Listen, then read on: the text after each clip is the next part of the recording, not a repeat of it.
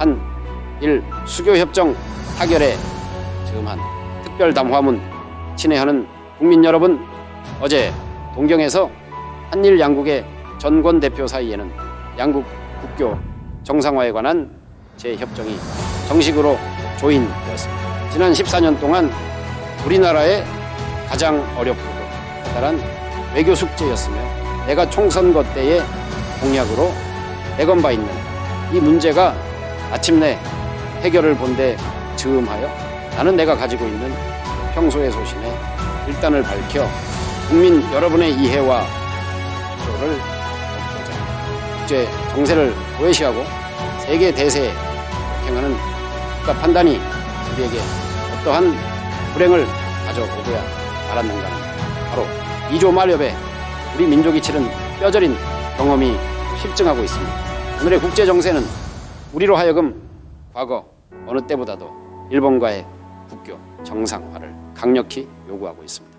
오늘날 우리가 대치하고 있는 적은 국제공산주의 세력입니다. 우리는 이 나라를 어느 누구에게도 다시 빼앗겨서는 안 되지만 더욱이 공산주의와 싸워 이기기 위하여서는 우리와 손잡을 수 있고 벗이 될 수 있다면 누구하고라도 손을 잡아야 합니다. 우리의 자유와 독립을 수호하고 내일의 조국을 위해서 도움이 될 수 있는 일이라면 어려운 일이기는 하지만 과거의 감정을 참고 씻어버리는 것이 진실로 조국을 사랑하는 길이 아니겠습니까?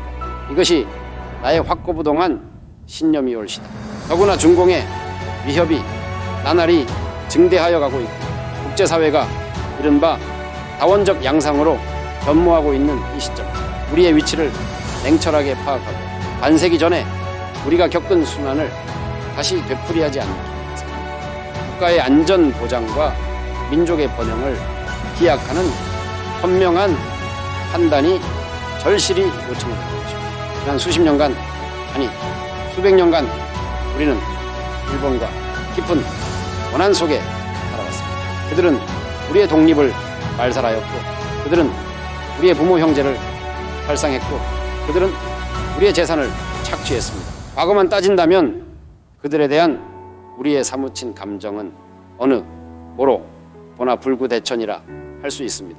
그러나 국민 여러분, 그렇다고 우리는 이 각박한 국제사회의 경쟁 속에서 지난날의 감정에만 집착해 있을 수 없습니다.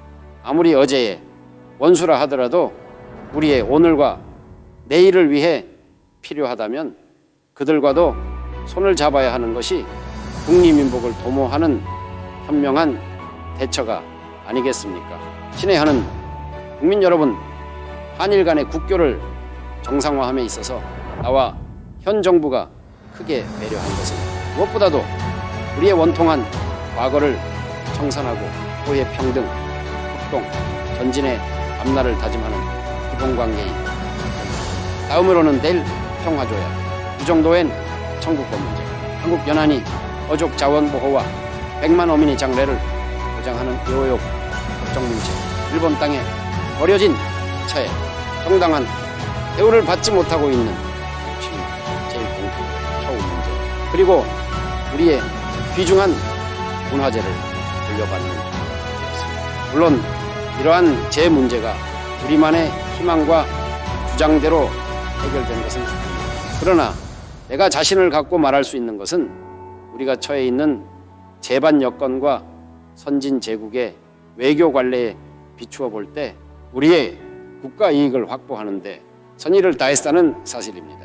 외교란 상대가 있는 것이고 또 일방적 강요를 뜻하는 것이 아니며 그것은 이치와 조리를 따져 상호 간에 납득을 해야 비로소 타결되는 것입니다. 한일 양국 간에 있어서 새로운 역사가 시작되는 이 순간에 우리가 깊이 반성하고 깊이 다짐할 점이 무엇이겠습니까?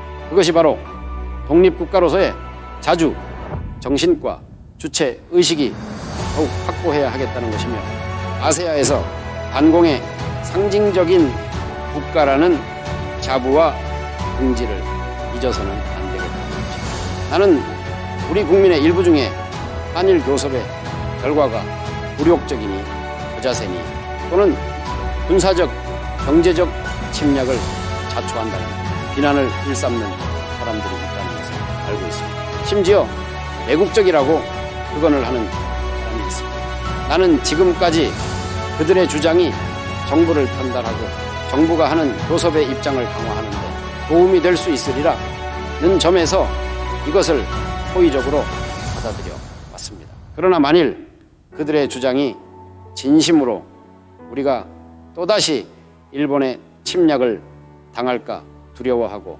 경제적으로 예속이 될까 걱정을 한다면 나는 그들에게 묻고 싶습니다. 그들은 어찌하여 그처럼 자신이 없고 피해 의식과 열등감에 사로잡혀서 일본이라면 무조건 겁을 집어먹느냐 하는 것입니다.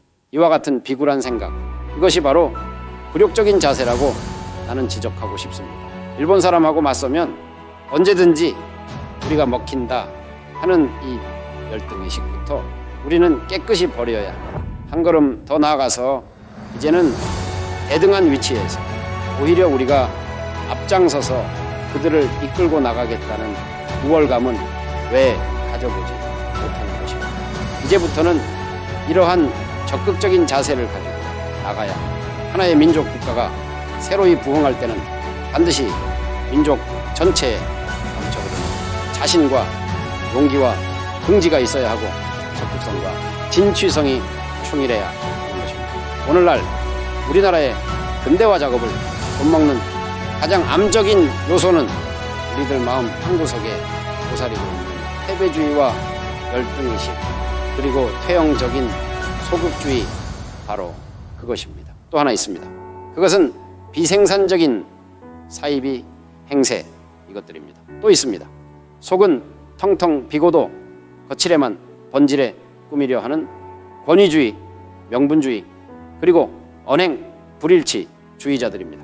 이러한 요소들을 과감히 씻어버려야 합니다. 그리하여 자신을 가진 국민이 됩시다. 자신은 희망인 것입니다. 희망이 있는 곳에 민족의 힘이 생기는 것입니다. 하늘은 스스로 돕는 자를 돕는 법입니다.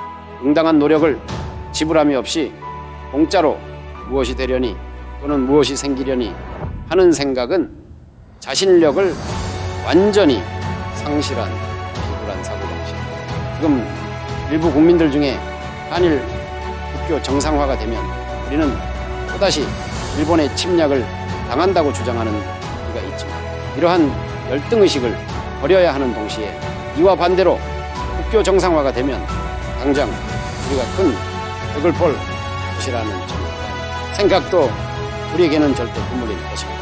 따라서 한마디로 한일 국교 정상화가 앞으로 우리에게 좋은 결과를 가져오느냐 불행한 결과를 가져오느냐 하는 관건은 우리의 주체의식이 어느 정도 건재하느냐, 우리의 자세가 바르고 우리의 각오가 얼마나 굳으냐에 있다는 것입니다. 우리가 만약에 정신을 바짝 차리지 못하고 정부는 물론 일련이와 정치인이나 경제인이나 문화인이나를 할 것 없이 국리민복을 망각하고 개인의 사리사욕을 앞세우는 일이 있을진데 이번에 체결된 모든 협정은 그야말로 치욕적인 제2의 을사조약이 된다는 것을 2,700만 국민 한 사람 한 사람이 다 같이 깊이 명심해야 할 것입니다. 나는 이 기회에 일본 국민에게도 밝혀둘 말이 있습니다. 우리와 그대들 간에 이루어졌던 불행한 과거를 청산하고 새로운 선린으로서 다시 손을 마주 잡게 된 것은 우리 양국 국민을 위해서 다행한 일이라고 생각합니다. 물론 과거 일본이 저지른 죄과들이 오늘의 일본 국민이나 오늘의 세대 선도들에게 전적으로 책임이 있다고 생각합니다. 그러나 정무조인이 이루어진 이 순간에 침통한 표정과 착잡한 심정으로 과거의 구원을 억지로 누르고 다시 손을 잡는 한국 국민들의 이 심정을 단순하게 보아 넘기거나 결코 소홀히 생각하여서는 안 된다는 것입니다. 앞으로 두 나라 국민이 참다운 선린과 우방이 될 수 있고 없는 것은 이제부터에 달려 있는 것입니다. 이번에 체결된 협정 문서의 조문 자체가 아니라 앞으로 그대들의 한국이나 한국 국민에 대한 자세와 성의 여하가 문제가 되는 것입니다. 우리는 그것을 주시하고 있다는 것을 명심해야 할 것입니다. 일본은 역시 믿을 수 없는 국민이다 하는 대일불신 감정이 우리 국민들 가슴속에 또다시 싹트기 시작한다면 이번에 체결된 재협정은 아무런 의의를 지니지 못할 것입니다. 친애하는 국민 여러분, 이제 남은 절차는 국회의 기준입니다. 물론 국회는 국회대로 충분한 논의를 하겠지만 국민 여러분께서도 특별한 관심과 참여의식으로 이 문제의 마지막 매듭에 현명한 판단과 협조가 있을 것을 확신해 가지 않습니다. 1965년 6월 3일